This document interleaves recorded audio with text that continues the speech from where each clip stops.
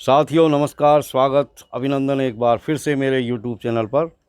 मैं आपका दोस्त राजेश शर्मा हाजिर हूँ एक बार फिर से आपके सामने। बाबू देवकीनंदन खत्री द्वारा रचित रहस्य और रोमांच से भरपूर एक अद्भुत और जादुई कहानी चंद्रकांता संतति खंड 1 भाग 3 का 9वां बयान लेकर के तो आइए शुरू करते हैं साथियों। 9वां बयान। आधी रात का समय है, चारों तरफ सन्नाटा छाया हुआ है। राजा बीरेंद्र सिंह के लश्कर में पहरा देने वालों के सिवाय सभी आराम की नींद सोए हुए हैं। हाँ, थोड़े से फौजी आदमियों का सोना कुछ विचित्र ढंग का है, जिन्हें न तो जागा ही कह सकते हैं और न सोने वालों में ही गिन सकते हैं, क्योंकि ये लोग जो गिनती में 1000 से ज़्यादा न होंगे, लड़ाई की पोशाक पहिरे और उम्दे हरवे बदन पर लगाए लेटे हुए हैं। जाड़ा का मौसम है, मगर कोई ऐसा कपड़ा जो बखूबी सर्दी को दूर कर सके ओढ़े हुए नहीं है। इसलिए तेज़ हवा के साथ मिली हुई सर्दी उन्हें नींद में मस्त होने नहीं देती। राजा बीरेंद्र सिंह के खेमे की चौकसी फतेह सिंह कर रहे हैं। खुद तो दरवाजे के आगे एक चौकी पर बैठे हुए हैं, मगर मातहत के सिपाही खेमे के चारों तरफ नंगी तलवारें लिए घूम रहे हैं। कुंवर इंद्रजीत सिंह के खेमे की चौकसी कंचन सिंह और आनंद सिंह के खेमे की हिफाजत नाहर सिंह सिपाहियों के साथ कर रहे हैं। जब आधी रात से ज़्यादा जा चुकी, एक आदमी कुंवर इंद्रजीत सिंह के खेमे के दरवाजे पर आया और कंचन सिंह को सलाम करके पास खड़ा हो गया। यह आदमी लंबे कद का और मजबूत मालूम होता था। सिर पर मुंडासा बांधे और ऊपर से एक कश्मीरी शाह चौगा डाले हुए था। कंचन, तुम कौन हो और क्यों आए हो? आदमी, मैं रोहतासगढ़ किले का रहने वाला हूँ और किशोरी जी का संदेशा लेकर आया हूँ। कंचन, क्या संदेशा है? आदमी, हुक्म है कि कुमार के सिवाय और किसी से न कहूँ। कंचन, कुमार तो इस समय सोए हुए हैं। आदमी, अगर आप मेरा आना जरूरी समझते हो तो मुझे खेमे के अंदर ले चलिए या कुमार को उठाकर खबर कर दीजिए। तब कंचन कुछ सोचकर, बेशक ऐसी हालत में कुमार को जगाना ही पड़ेगा। कहो, तुम्हारा नाम क्या है? आदमी, मैं अपना नाम नहीं बता सकता, मगर कुमार मुझे अच्छी तरह जानते हैं। आप अपने साथ मुझे खेमे के अंदर ले चलिए, आँख खुलते ही मुझे पहचान लेंगे। आपको कुछ कहने की ज़रूरत न पड़ेगी। कंचन सिंह उस आदमी को लेकर खेमे के अंदर घुसा। आगे आगे कंचन सिंह और पीछे पीछे वह आदमी। जब दोनों खेमे के मध्य में पहुँचे तो उस आदमी ने अपने कपड़े के अंदर से एक भुजाली निकालकर धोखे में पड़े हुए बेचारे कंचन सिंह की गर्दन पर पीछे से इस जोर से मारी कि खट से सिर कटकर दूर जा गिरा। बेचारे के मुँह से कोई आवाज़ तक न निकल पाई। इसके बाद वह भुजाली पहुंचकर अपनी कमर में रखी और नींद में मस्त सोए हुए कुंवर इंद्रजीत सिंह के पास आकर खड़ा हो गया। कमर से एक शीशी निकाली और बहुत संभल कर कुमार की नाक से लगाई। इस शीशी में तेज़ बेहोशी की दवा थी। कुमार के बेहोश हो जाने के बाद उसने अपनी कमर से एक लोई खोली और उसमें उनकी गठरी बांध दरवाजे पर पर्दे के पास आकर देखने लगा कि आगे की तरफ सन्नाटा है या नहीं। इस समय पहरे वाले गश्त लगाते हुए खेमे के पीछे की तरफ निकल गए थे। आगे सन्नाटा पाकर उसने कुमार की गठरी उठाई और खेमे के बाहर हो अपने को बचाता हुआ लश्कर से निकल गया। लश्कर से कुछ दूर पर एक रथ खड़ा था, जिसमें 2 मजबूत मुस्की रंग के घोड़े जुटे हुए थे। कोचवान तैयार बैठा था। गठरी खोलकर कुमार को उसी पर लेटा दिया और खुद भी सवार हो रथ हाँकने का हुक्म दिया। रथ थोड़ी ही दूर गया था कि सारथी को मालूम हो गया कि पीछे कोई सवार आ रहा है। उसने घबराकर अंदर बैठे हुए आदमी से कहा कि कोई सवार बराबर रथ के साथ चला आ रहा है। रथ और तेज़ किया गया, मगर सवार ने पीछा न छोड़ा। सुबह होते होते रथ बहुत दूर निकल गया और ऐसी जगह पहुंचा जहां सड़क के दोनों तरफ घना जंगल था। तब वह सवार घोड़ा बढ़ाकर रथ के बराबर आया और बोला, बस अब रथ रोक लो। सारथी, तुम कौन हो जो तुम्हारे कहने से रथ रोका जाए? सवार, हम तुम्हारे बाप हैं। बस खबरदार, अब रथ आगे न बढ़ने पावे। इस सवार के हाथ में एक बर्छी थी। जब सारथी ने उसकी बात न सुनी तो लाचार हो उसने बर्छी मारी। चोट खाकर सारथी जमीन पर गिर पड़ा। रथ के घोड़े भड़क कर और तेजी के साथ भागे और पहिया सारथी के ऊपर से होकर निकल गया। सवार ने घोड़े को बर्छी मारी। एक घोड़ा जख्मी होकर गिर पड़ा, दूसरा घोड़ा भी रुक गया। वह आदमी जो रथ के अंदर बैठा था कूदकर तलवार खींचकर सवार के सामने आ खड़ा हुआ। बात की बात में सवार ने उसे भी बेजान कर दिया और घोड़े के नीचे उतर पड़ा। यह सवार नकाबपोश था। बर्छी गाड़ कर सवार ने घोड़े को उसके साथ बांध दिया और बड़ी होशियारी से कुंवर इंद्रजीत सिंह को रथ से नीचे उतारा। सड़क के दोनों तरफ घना जंगल था। कुमार को उठाकर जंगल में ले गया और एक सलाई के पेड़ के नीचे रख लौट आया और अपने घोड़े पर सवार हो फिर उसी जगह पहुंचने के बाद कुमार के पास बैठ उनको होश में लाने की फिक्र करने लगा। सुबह की ठंडी हवा लगने पर कुमार होश में आए और घबराकर उठ बैठे। सवार तलवार खींच सामने खड़ा हो गया। कुमार भी संभल कर खड़े हो गए और बोले, कुमार, क्या तुम हमें यहाँ लाए हो? सवार, नहीं, कोई दूसरा ही आपको लिए जाता था, मैंने छुड़ाया है। कुमार चारों तरफ देखकर, जब तुमने मुझे दुश्मन के हाथ से छुड़ाया है तो स्वयं तलवार लेकर सामने क्यों खड़े हो गए? सवार, आपकी बहादुरी और दिलावरी की बहुत कुछ तारीफ सुनी है, लड़ने का हौसला रखता हूँ। कुमार, मेरे पास कोई हरवा न होने पर भी लड़ने को तैयार हूँ, वार करो।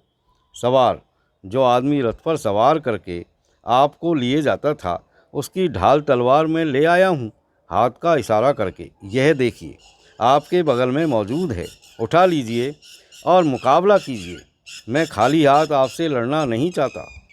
कुंवर इंद्रजीत सिंह ढाल तलवार उठा पैंतरे के साथ उस नकाबपोश सवार के मुकाबले में खड़े हो गए। थोड़ी देर तक लड़ाई होती रही। कुमार को मालूम हो गया कि यह दुश्मन के तौर पर नहीं लड़ता। ललकार के बोले, तुम लड़ते हो या खिलवाड़ करते हो? सवार, कोई दुश्मनी तो आपसे है नहीं। कुमार, फिर लड़ने को तैयार क्यों हुए? सवार, इसलिए कि आपके बदन में जरा फुर्ती आए। बहुत देर तक बेहोश पड़े रहने से रगों में सुस्ती आ गई होगी। अगर आपसे दुश्मनी रहती तो आपको दुश्मन के हाथ से ही क्यों बचाते? कुमार, तो क्या तुम हमारे दोस्त हो? सवार, मैं ये भी नहीं कह सकता। कुमार, जरूर तुम हमारे दोस्त हो, अगर दुश्मन के हाथ से हमें बचाया। सवार, क्या इस बारे में आपको कोई शक है कि मैंने आपकी जान बचाई? कुमार, जरूर शक है। मैं कैसे विश्वास कर सकता हूँ कि तुम मुझे यहाँ लाए हो या कोई दूसरा? सवार, इसके लिए मैं 3 सबूत दूंगा। एक तो अगर मैं दुश्मन होता तो बेहोशी में आपको मार डालता। कुमार, बेशक, और 2 सबूत कौन से हैं? सवार, जरा ठहरिए, मैं अभी आता हूँ तो ये दोनों सबूत भी देता हूँ। इतना कहे वह नकाबपोश सवार झट अपने घोड़े पर सवार हुआ और वहाँ पहुँचा जहाँ वह रथ था जिस पर कुमार लाए गए थे। एक घोड़ा मरा हुआ पड़ा था, दूसरा बागडोर से बंधा अलग खड़ा था। उस अय्यार की लाश भी उसी जगह पड़ी हुई थी जो कुमार को बेहोश करके उठा लाया था। पीछे की तरफ थोड़ी दूर पर सारथी की लाश थी। वह नकाबपोश सवार अपने घोड़े से उतर पड़ा और जोर लगाकर किसी तरह उस रथ को उलट दिया जो अभी तक खड़ा था। फिर सोचने लगा कि अब क्या करना चाहिए। उसकी निगाह सारथी की लाश पर पड़ी। वहाँ गया और उस लाश को घसीट लाकर रथ के पास रख दिया और फिर कुछ सोचकर धीरे से बोला, अब कुमार नहीं समझ सकते कि उनका लश्कर किधर है और वे किस तरफ से लाए गए। उन्हें धोखे में डालकर अपनी और उनकी किस्मत का अंदाज़ा लगा लेना चाहिए। इसके बाद वह सवार फिर अपने घोड़े पर चढ़ा और वहां पहुंचा जहां कुमार उसकी राह देख रहे थे। कुमार, तुम कहाँ गए थे? सवार, एक आदमी की खोज में गया था मगर वह नहीं मिला। कुमार, खैर, तुम अपनी सच्चाई के लिए और सबूत देने वाले थे। सवार घोड़े पर से उतर पड़ा और कुमार से बोला, आप घोड़े पर सवार हो लीजिए और मेरे साथ चलिए। मगर कुमार ने मंजूर नहीं किया। सवार ने भी घोड़े की लगाम थामी और पैदल कुमार को लिए हुए उस रथ के पास पहुंचा और सब हाल कहकर बोला, देखिए, इसी रथ पर आप लाए गए, यही बदमाश आपको लाया है और ये दूसरा सारथी है। मैं इत्तेफाक से आपके पास मिलने के लिए जा रहा था। जो आपके काम आया। अब उस रथ का एक घोड़ा जो बचा हुआ है उसी पर आप सवार होकर लश्कर में चले जाइए। कुमार, बेशक तुमने मेरी जान बचाई, इसका एहसान कभी नहीं भूलूंगा। सवार, क्या इसका एहसान आप मानते हैं? कुमार, जरूर। सवार, तो आप कुछ देकर इस एहसान का बोझ अपने ऊपर से उतार दीजिए। कुमार, बड़ी खुशी के साथ मैं ऐसा करने को तैयार हूँ, जो कहो दूँ। सवार, इस समय तो मैं आपसे कुछ भी नहीं ले सकता, मगर आप वादा करें तो ज़रूरत पड़ने पर आपसे कुछ मांगूँ और मदद लूँ। कुमार, मैं वादा करता हूँ कि जो कुछ मांगोगे दूंगा, जब चाहे ले लो। सवार, देखिए फिर बदलने जाइएगा। कुमार, अभी नहीं, यह क्षत्रियों का धर्म नहीं। सवार, अच्छा, अब एक सबूत और देता हूँ कि बिना आपको किसी तरह का कष्ट दिए अपने घर चला जाता हूँ। कुमार, तुम अपने चेहरे पर से नकाब तो हटाओ, जिससे तुमको पहचान रखूं। सवार, ये बात तो ज़रूरी है। इतना कहकर सवार ने चेहरे पर से नकाब उलट दी और कुमार को हैरत में डाल दिया, क्योंकि वह एक हसीन और नौजवान औरत थी। बेशक सिवाय किशोरी के ऐसी हसीन औरत कुमार ने कभी नहीं देखी थी। उसने अपनी तिरछी चितवन से कुमार के दिल का शिकार कर लिया और उनकी बंधी हुई टकटकी की तरफ कुछ ख्याल न कर उन्हें उसी तरह छोड़ सड़क से नीचे उतर जंगल का रास्ता लिया। उसके चले जाने के बाद थोड़ी देर तक तो कुमार उसी तरफ देखते रहे जिधर वह घोड़े पर सवार होकर गई थी। इसके बाद रथ और सड़क की तरफ देखा, फिर उस घोड़े के पास गए जो रथ के दोनों घोड़ों में से जीता मौजूद था।